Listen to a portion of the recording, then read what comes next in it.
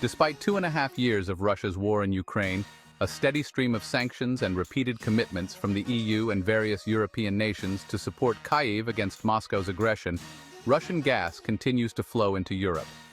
As Ukraine advances into Russia's Kursk region, which houses a gas measuring station in the town of Sudzha, the situation remains unchanged, prompting many to question why this is the case.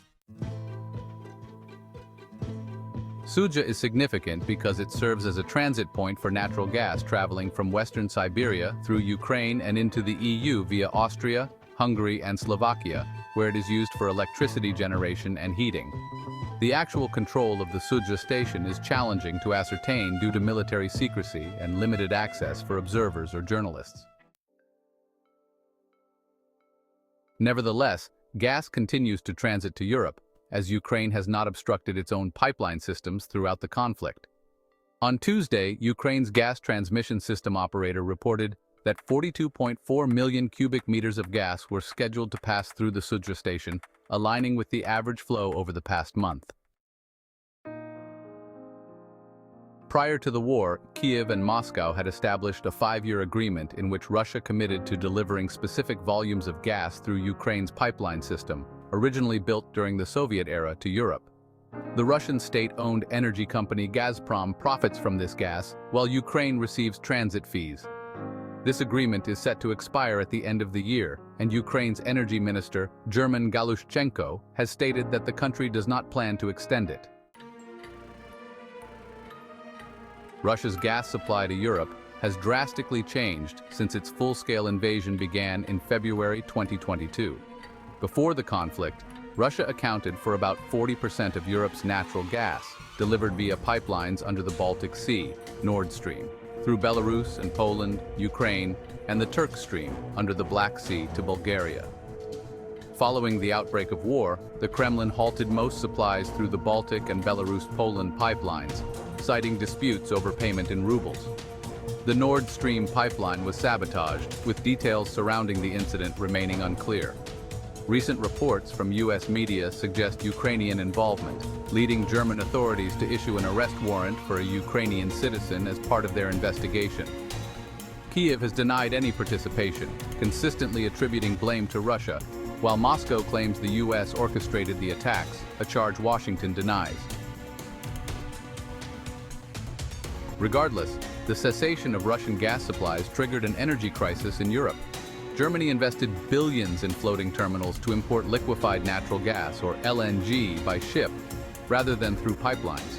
As prices surged, consumers were forced to reduce usage, with Norway and the US stepping in to fill the gap, becoming the two largest suppliers.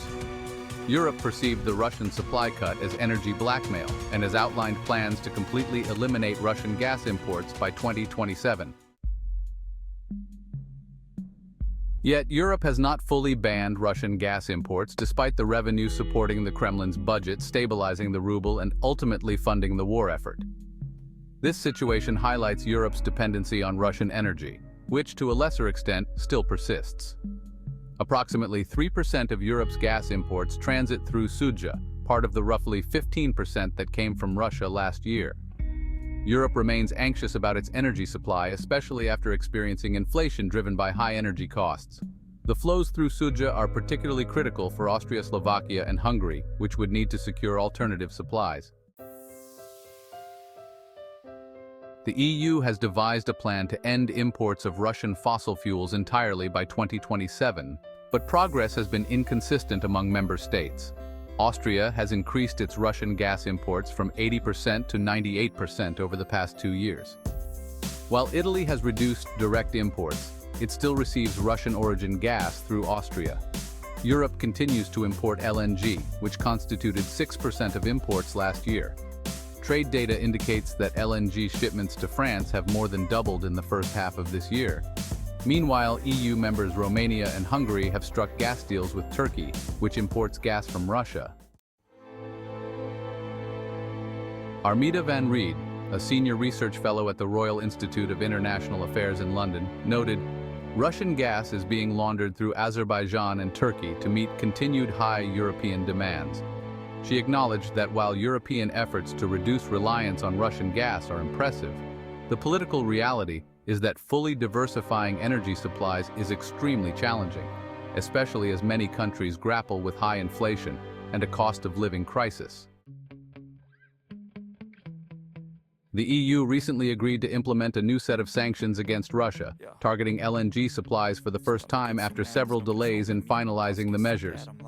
Hungary has consistently posed challenges for the bloc regarding sanctions against Moscow, largely due to its dependence on Russian energy and its comparatively warmer relations with the Kremlin compared to its European neighbors.